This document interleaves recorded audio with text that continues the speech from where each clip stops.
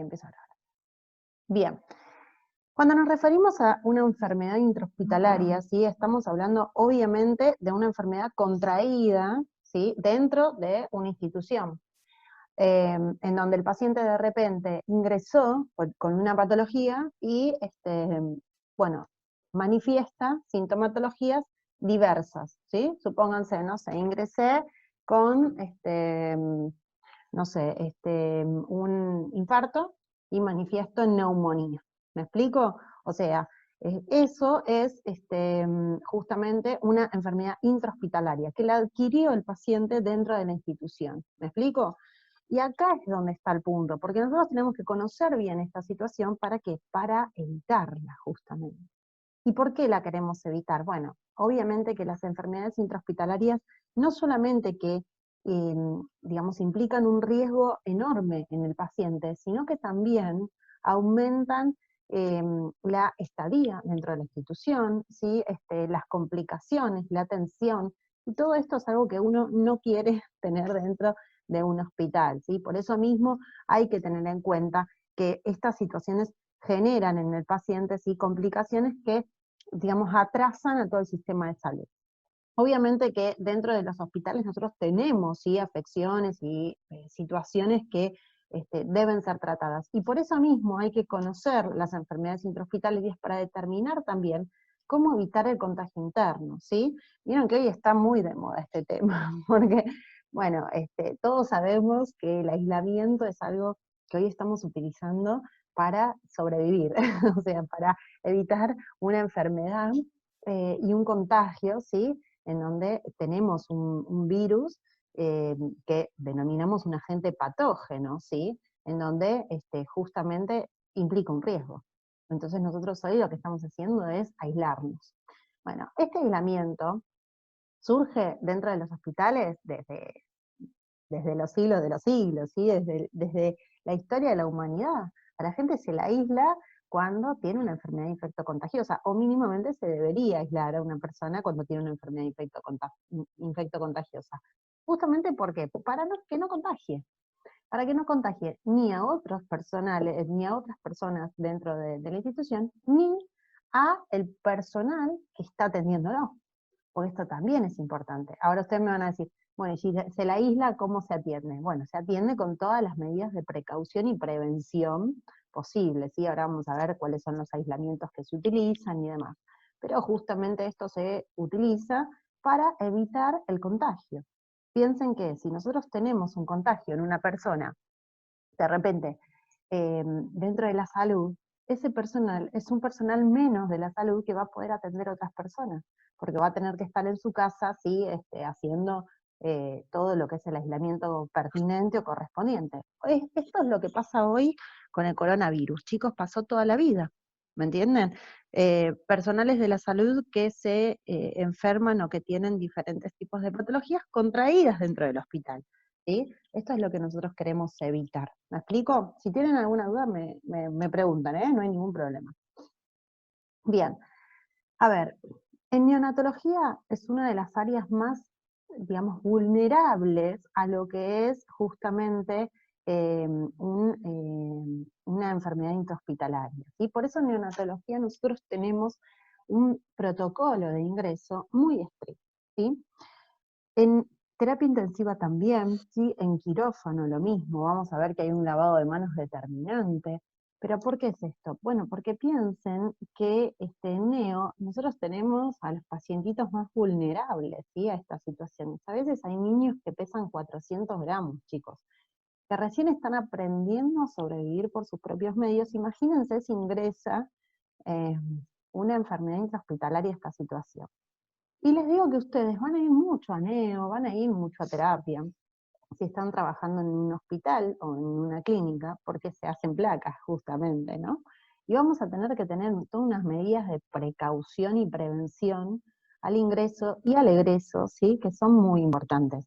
Y justamente esto ayudan y contribuyen no solamente a eh, priorizar la salud y evitar un daño, ¿sí? Dentro de un paciente, sino que también evita el contagio de ustedes, ¿sí?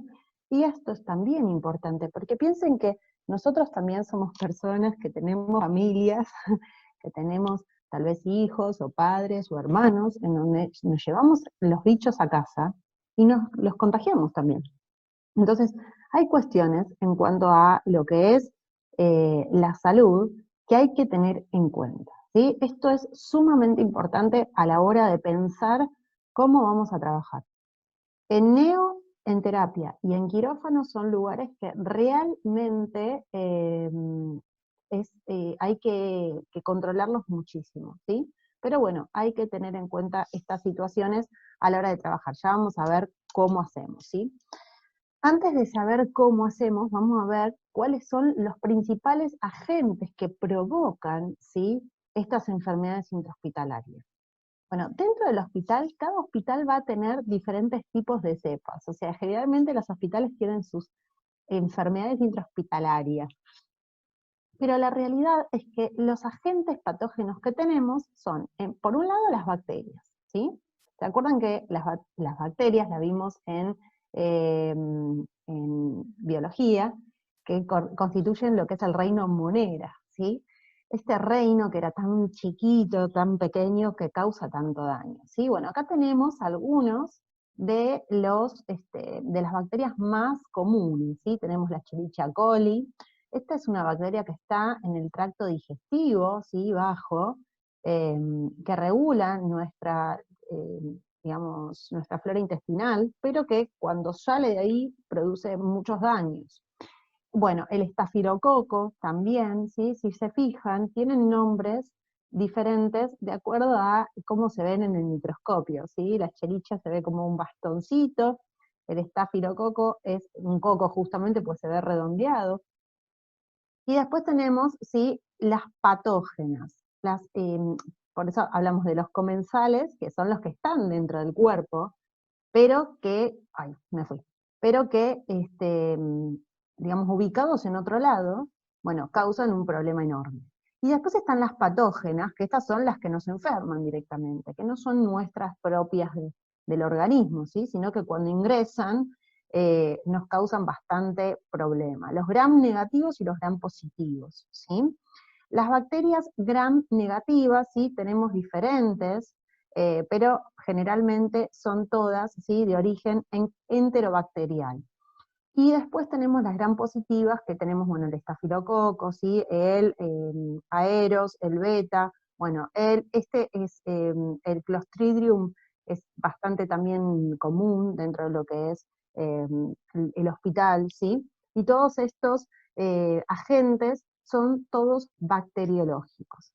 ¿Por qué me detengo en el tema de que son de origen bacteriológico? Porque vamos a ver que no es lo mismo tener un virus, una bacteria, un parásito, porque se ataca de otra manera, ¿sí? Y tienen diversas particularidades. Ahora vamos a ir a hablar de todo eso, pero primero las quiero presentar a todas.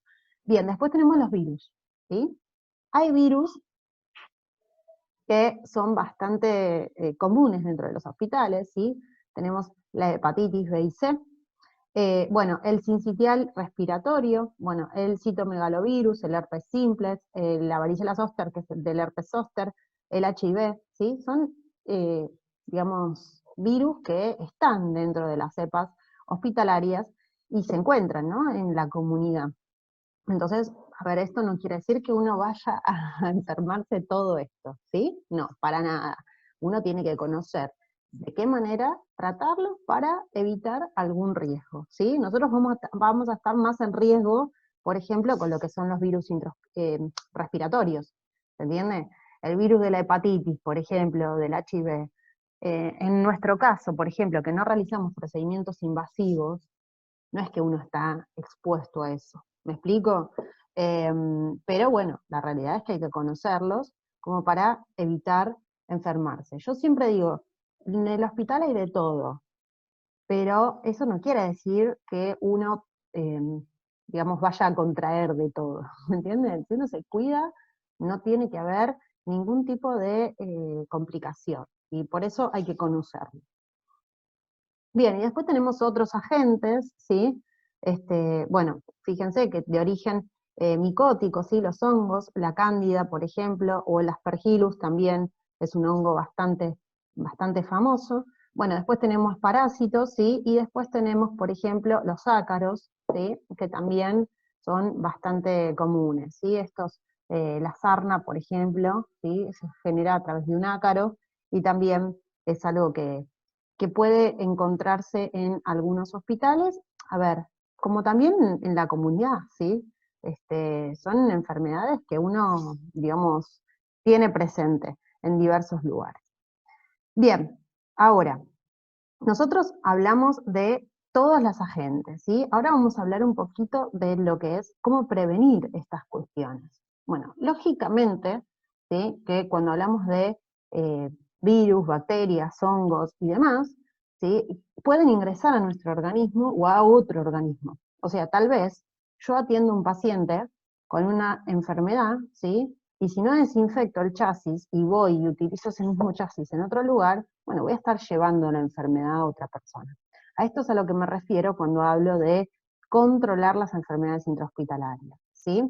Entonces, ¿qué hacemos con evitar estas enfermedades? Bueno, justamente, ¿sí? Realizar todos los recursos posibles para evitar esa transmisión. Y bueno, y los factores que llevan a las infecciones son justamente estos. Es cuando estas barreras se rompen. ¿Cuáles son estas barreras? Bueno, las de limpieza, las de higiene, las de bioseguridad, todas las barreras que nosotros conocemos, ¿sí? Y que hoy vieron que las tenemos arraigadas, porque con esto del coronavirus, nosotros tenemos, bueno, de hecho no está el coronavirus adentro de de este Power, pero lo deberíamos poner también. El coronavirus, ¿sí? Que hoy vemos cómo, o sea, se realiza un protocolo de bioseguridad en cualquier institución. Vieron que van a un hogar de ancianos donde hay coronavirus y van con mamelucos, con respiradores, ¿sí? Con toda una escafandra, pareciera bastante particular para evitar el contagio. ¿Sí? ¿Lo vieron en la tele eso? O sea, aparece, ¿no? En todos lados, uno ya sabe cómo hacerlo. Y de hecho nosotros hoy en día tenemos que salir con barbijo en la calle, ¿sí? Estas son medidas de bioseguridad que se usan hace rato en los hospitales, ¿sí? Pero que bueno, que hay que conocerlas para determinar qué es lo mejor que tenemos que hacer. Cuando no se hacen, empezamos a tener factores, ¿sí? De transmisión. Y estos factores son los que nosotros queremos evitar, ¿sí? Dentro de lo que son los factores de transmisión hay muchos, ¿sí? Por ejemplo, factores de transmisión sería no trabajar con barbijo, o por ejemplo, si yo estoy engripado, cosa que hemos hecho todos, creo, en algún momento de la vida, uno estar engripado e ir a trabajar. ¿Vieron qué nos pasa? Porque no querés perder el presentismo, o porque, no sé, por X causa que sucede, ¿no? Que a veces nuestro empleador, o la presión que tenemos social de esto de tener que ir a trabajar o ir a trabajar, nos lleva a esto, ¿no? A exponer nuestra salud y la salud de los demás. Estas son cuestiones que mañana, por ejemplo, si yo voy a trabajar, estando engripada, bueno, mañana seguramente estén engripados todos mis compañeros de trabajo. Acá pasa lo mismo, chicos, en un hospital, ¿sí? O sea, si yo estoy atendiendo a una persona que tiene neumonía, tengo que entender que si yo no tomo los recaudos, me puedo contagiar, o bien puedo ir a atender a otro paciente y llevarle los bichos a ese paciente.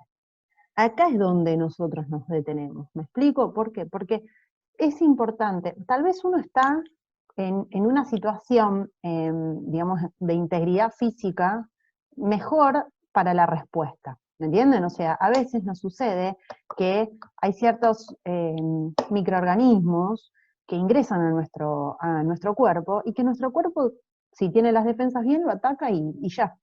Ahora, si yo esos microorganismos los llevo a un paciente que está medianamente complicado, bueno, termino de complicar el asunto, ¿me entienden? Entonces, acá es donde uno dice, bueno, tenemos que tener en cuenta esto para pensar cómo vamos a trabajar en un hospital, ¿sí? Y todas las medidas de prevención posibles.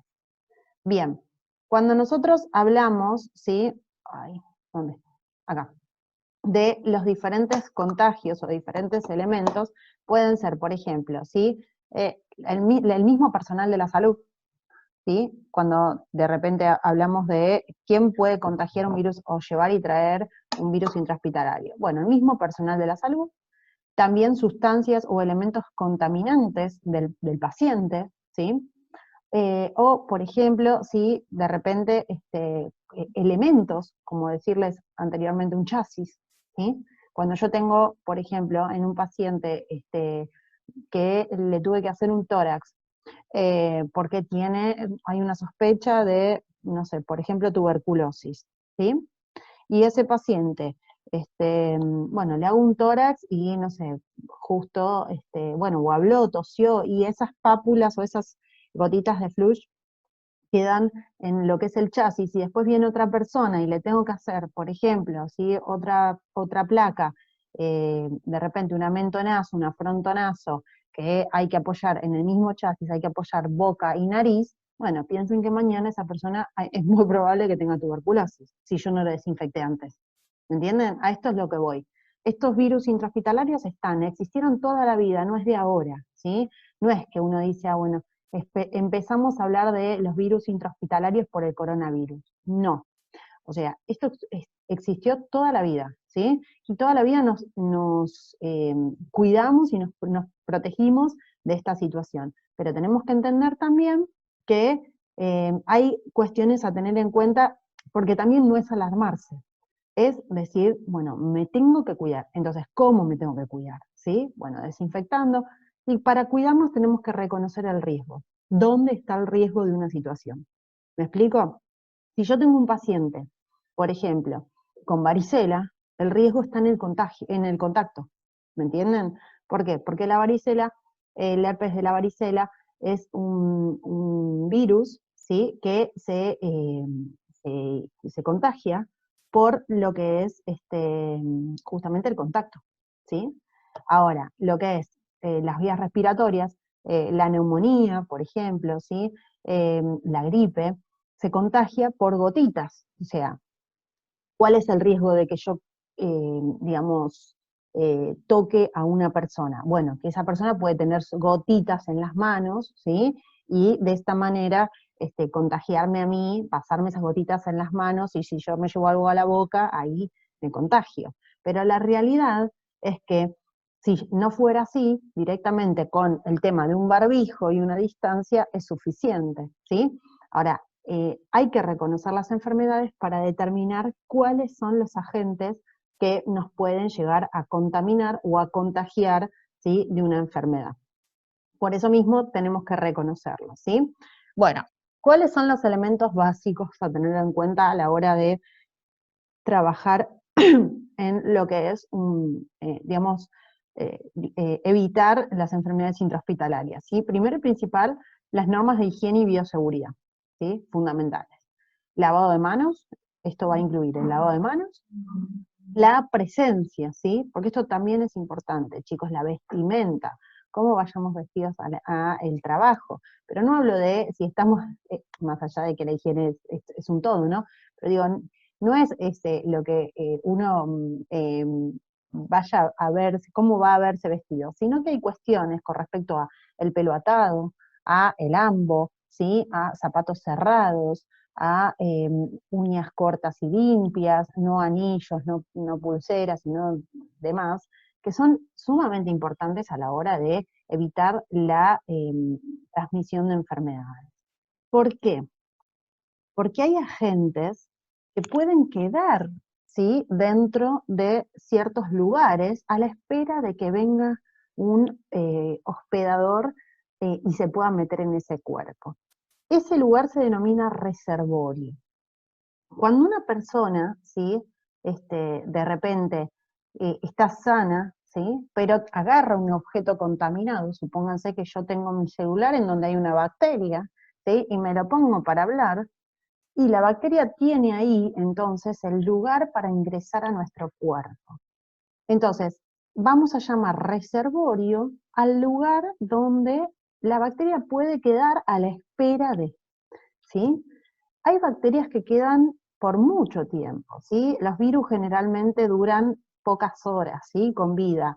O sea, ¿se acuerdan que la diferencia entre lo que era un virus y una bacteria era que no podía vivir Claro, sin un hospedador. Exactamente, sin un hospedador. Pero en cambio, sí, lo que es justamente las bacterias, sí. Entonces ahí es donde tenemos un tema, ¿sí? Los parásitos también. Entonces ahí es donde tenemos un tema en lo que es el reservorio.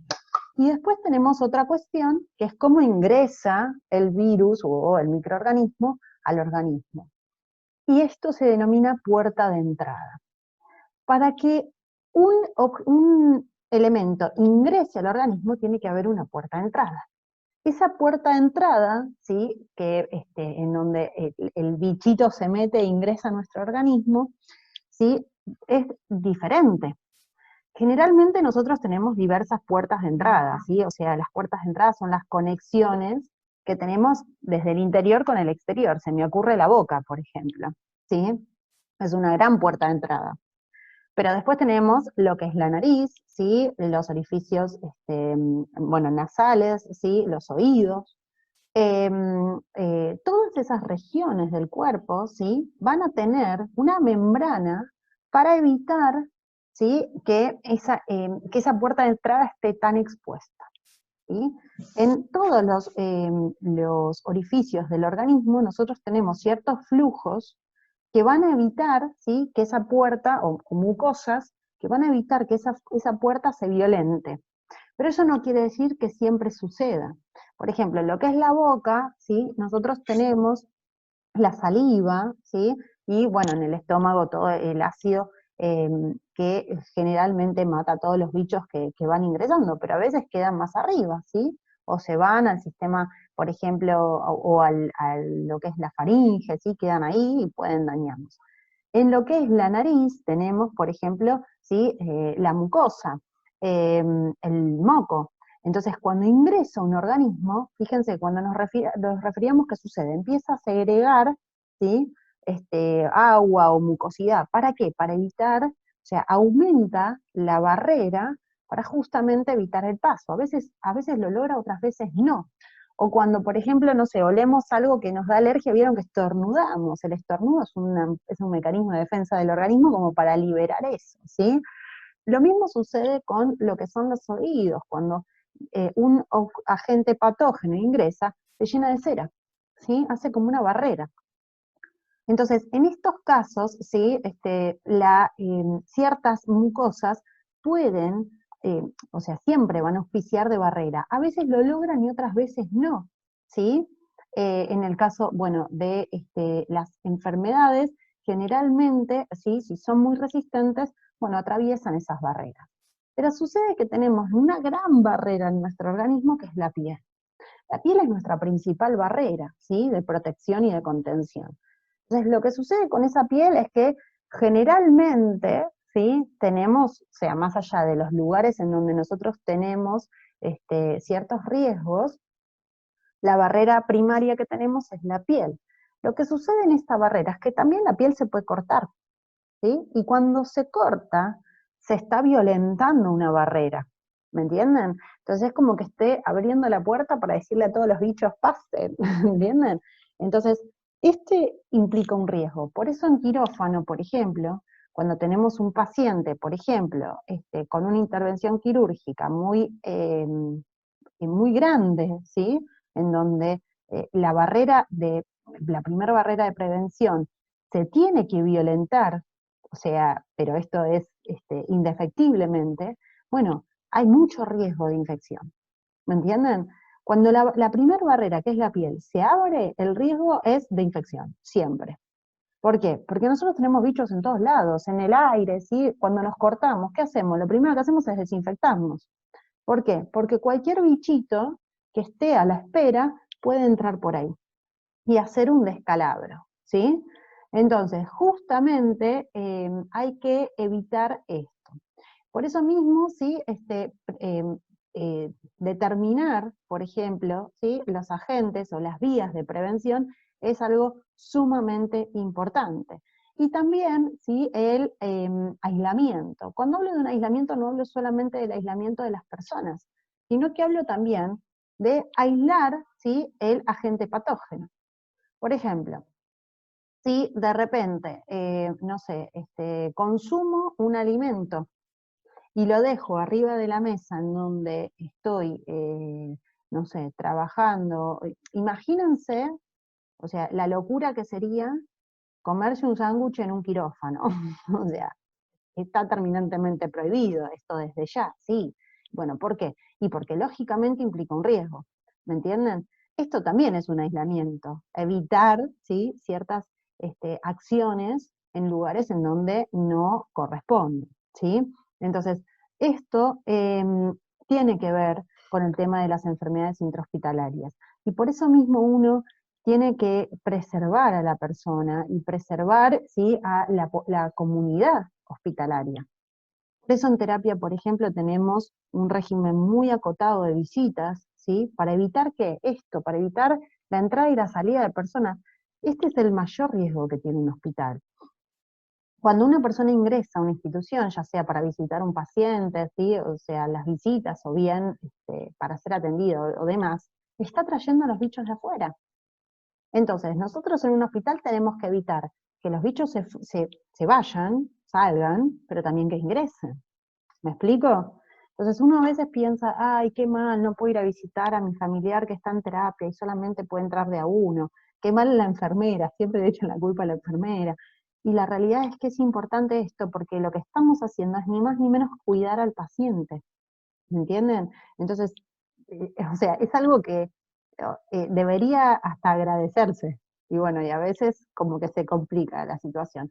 También el hecho de los lugares dentro de una institución a tener en cuenta para, por ejemplo, no sé, moverse, caminar, una sala de espera, ¿sí? Hay lugares en donde uno puede quedarse, ¿sí?, las particulares salas de espera, y otros lugares en donde no puede estar, ¿sí? Y esto se debe también a que por ahí pasan a veces ciertos, digamos, cierto personal de la salud o ciertos pacientes que están contaminados y que implican un riesgo. Por esto no es ni más ni menos que el control de las enfermedades lo que a nosotros nos tiene que importar en el área de salud, ¿sí? Esto es sumamente importante, chicos. O sea, ténganlo en cuenta para siempre. Y ustedes yo creo que van a ser los que más en cuenta lo tengan, que debutaron en esta carrera justamente en una pandemia, ni más ni menos. Por eso espero que sean muy conscientes de esto y que higienicen y que se tomen las medidas de prevención necesarias, ¿sí? Trabajen a conciencia, siempre, siempre, porque aparte, ya les digo, nosotros no estamos exentos de todo esto, ¿sí? O sea, después yo me voy a mi casa y puedo llevarme el foco a mi casa. Entonces hay que tener en cuenta la higiene, ¿sí? Las medidas de prevención para trabajar tranquilos y para no contagiarnos de nada. Yo siempre digo que a veces es más factible que nos contagiemos algo, no sé, alguna enfermedad, viajando en colectivo o yendo a un cine, que en un hospital. ¿Por qué? Porque en el hospital es como que nosotros estamos todos, digamos, concentrados en lo que estamos haciendo, justamente porque, bueno, uno sabe que ahí está el riesgo. Pero cuando uno se va de repente a un cine, está más relajado, ¿vieron? Más distendido y no nos damos cuenta de estas cuestiones. Pero realmente los bichos están en todos lados, no están solamente en un hospital. ¿Entienden? Y por eso hay que tener en cuenta, bueno, fíjense sin ir más lejos hoy en día lo que es el coronavirus, que una persona, no sé, realizó una fiesta y se contagiaron todos en un cumpleaños de 15 o en un casamiento, o sea, los virus están en todos lados, el riesgo está, ¿entienden? Pero nosotros nos encargamos justamente de lo que es nuestra profesión, de los hospitales, ¿sí? Para tenerlo en cuenta. Bien, hay muchos factores que influyen en la incidencia de las enfermedades. Como yo les dije al principio, cuando hablamos de neonatología hablamos de los pacientes más vulnerables, ¿sí? ¿Y por qué es esto? Bueno, porque justamente hay pacientes que son más vulnerables a las enfermedades que otros. Esto se debe a que no han desarrollado todavía sus anticuerpos o que de repente tienen una situación en su organismo en donde bajaron las defensas, ¿sí? Por eso mismo hay que tener en cuenta la vulnerabilidad del paciente. Ojo con esto, ¿eh? Yo no quiero que ustedes piensen que porque nosotros somos de repente profesional de la salud y estamos aparentemente sanos, somos inmunes a las enfermedades, ¿sí? La vulnerabilidad habla solamente de que hay personas que pueden estar muchísimo más afectados por una enfermedad, o no tienen la forma de defenderse de una enfermedad como la tuviera una persona sana. ¿Me explico? Pero podemos enfermarnos todos, chicos, ¿eh? O sea, esto es algo que no quiero esto de que tenemos dentro del personal de la salud como que de menospreciar las enfermedades y sentir que todos somos inmortales, ¿sí? Tenemos que tenerle respeto, no para que se asusten, sino para que justamente sí sean conscientes de esto.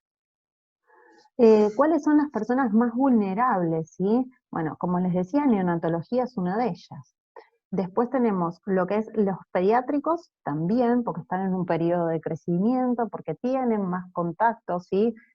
Con agentes, y porque de repente sí, no tienen todavía las defensas de ciertos organismos. Otro paciente que es muy vulnerable es lo que son los ancianos, ¿sí?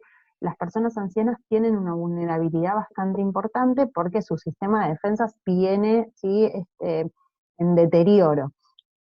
Y tenemos también justamente las personas que tienen una enfermedad de base, ¿sí? Que también son muy vulnerables a las enfermedades, porque piensen que ese organismo está ya encargándose de una enfermedad y le estamos ingresando otra, ¿sí? Entonces, estos pacientes hay que tener en cuenta.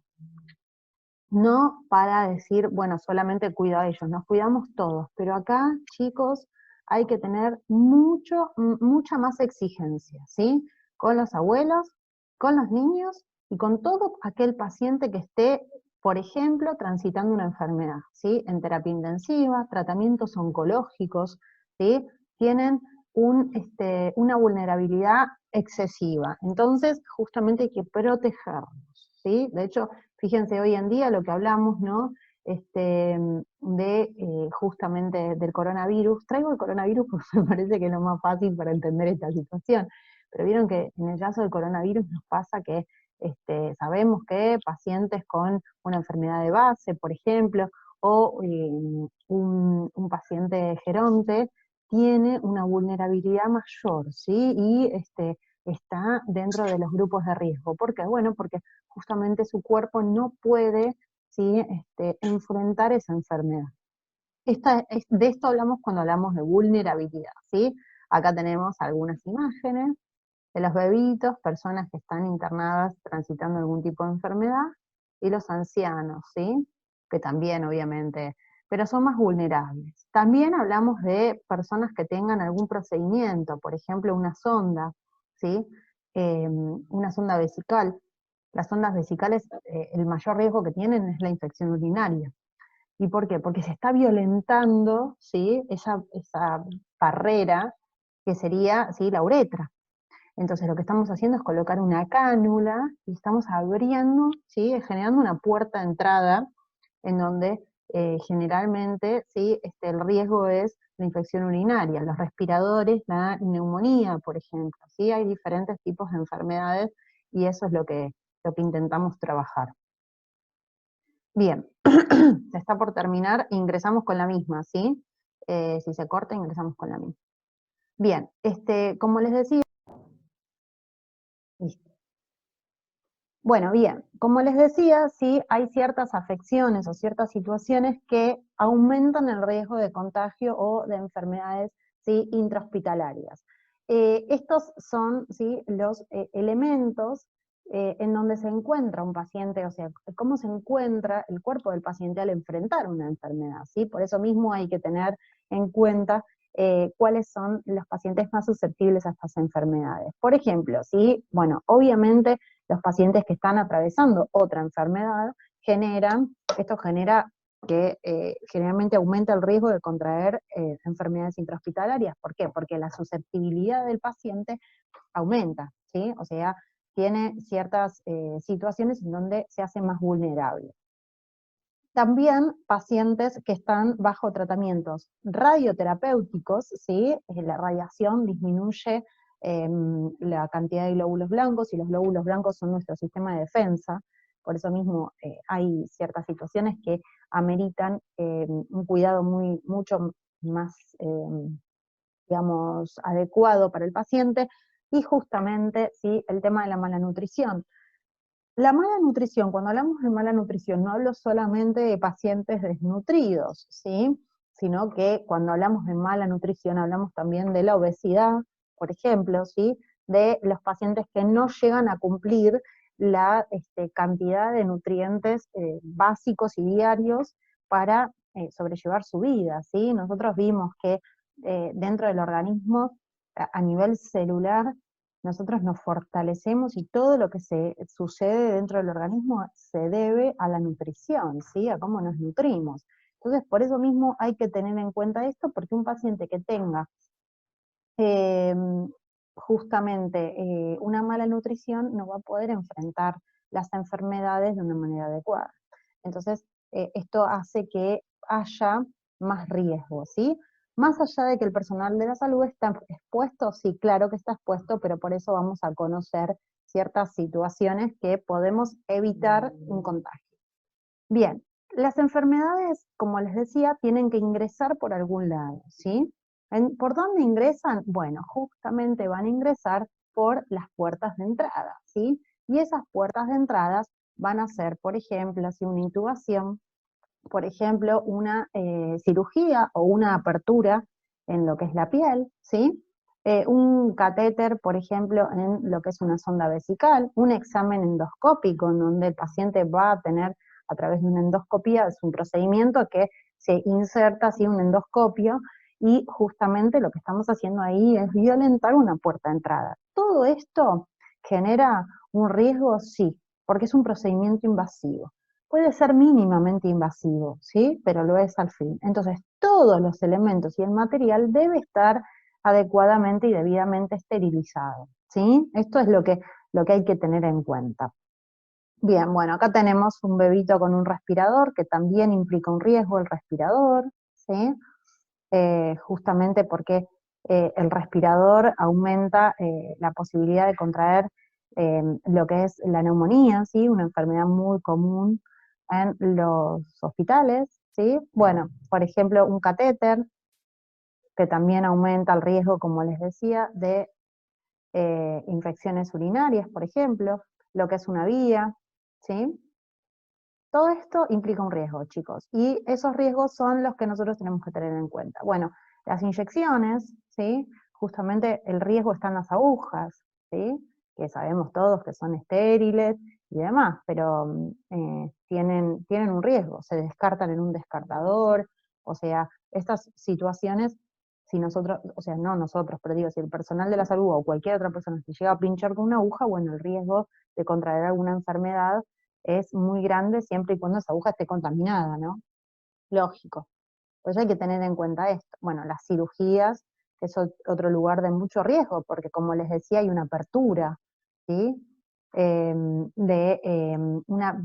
O sea, se violenta una puerta de entrada, y bueno, y esto es lo que genera que justamente los procedimientos invasivos sean mayores y pueda haber una infección, ¿sí? Por eso la sepsis en lo que es el hospital, sobre todo el quirófano, tiene que ser, ¿sí?, extrema, porque justamente, ¿sí?, cualquier bichito que ingrese, bueno, va a implicar un riesgo para el paciente. De hecho, hay todo un protocolo en cuanto a lo que es la colocación y, o sea, ponerse y sacarse, el camisolín, los guantes, y todo tiene un protocolo y una técnica adecuada, ¿sí? Acá la instrumentadora nos puede hablar mucho más de eso que yo, pero justamente hasta mismo con el instrumental, ¿sí? El tema de el doblado y la apertura de todo lo que es el instrumental, todo tiene que estar adecuado, chicos. ¿Por qué? Porque justamente cualquier elemento que hagamos, cualquier movimiento que hagamos que no sea el adecuado puede contaminar un campo. Y contamina y tengo que volver todo para atrás. ¿Me entienden? Por eso mismo hay que tener mucho cuidado con esto para evitar, ¿sí?, algún riesgo. Los trasplantes generan o sea, un doble riesgo. ¿Por qué? Porque tenemos un riesgo, el primer riesgo es, bueno, el procedimiento altamente invasivo, ¿sí?, que hacemos, pero además el riesgo también viene de que cuando un paciente es trasplantado, se realiza indefectiblemente, ¿sí?, en el cuerpo hay que disminuir, digamos, los glóbulos blancos para que no se generen justamente, ¿sí?, ciertas características en torno a el rechazo.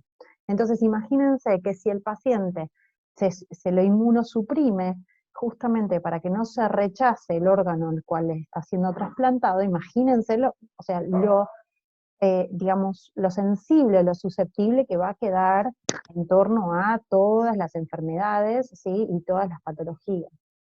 Por eso mismo, los trasplantados implican, sí, un riesgo en cuanto a la susceptibilidad en torno a esto, ¿no?, a la apertura, ¿no?, en una primera instancia, y luego a lo que es la susceptibilidad en, digamos, en la enfermedad de por sí, ¿sí? Bueno, acá hay otras enfermedades, ya sea, bueno, como les decía, el HIV, ¿sí?, que también implican un riesgo, pero donde siempre el riesgo está en un material cortopunzante, ¿sí?, en donde existan fluidos del paciente y puedan ingresar al torrente sanguíneo de otra persona. Ahí es donde está el riesgo más importante, ¿sí?